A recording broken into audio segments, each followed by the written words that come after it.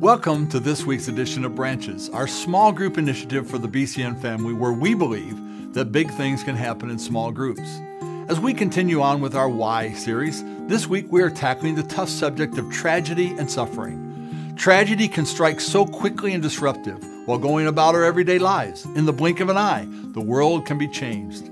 As a nation, we have been living with that awful reality since 9/11. Or take the tsunami in Japan, 250,000 people killed by a freak wave from an ocean floor earthquake. Shootings in our university, workplaces, military places, and right in our own neighborhoods.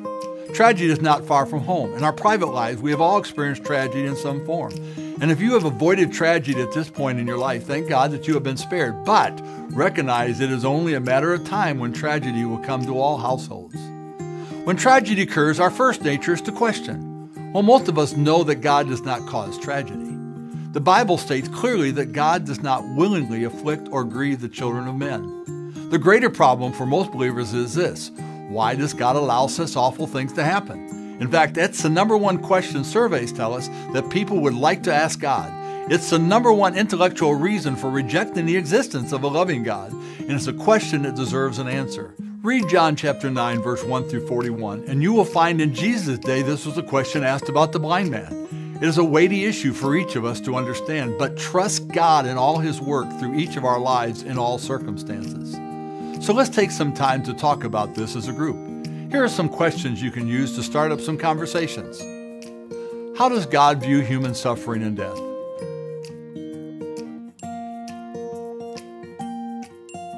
Does God ever intentionally cause human suffering or death through a natural disaster, for example, as punishment for sin? If God is perfectly opposed to all evil, then why does God not intervene in the world more often to either prevent or at least reduce it? If God knew that the gifts of freedom, power, individual importance would be abused, and that this abuse would cause such terrible sufferings, then why did He give us these gifts? What do you believe on this topic for today? Now that you have had time to discuss as a group, here are some scripture verses you can read during your own personal study time. We're so glad you chose to be a part of your Branches group. We hope that we can encourage and inspire each other to find ways to grow in our faith and in our walk with God together.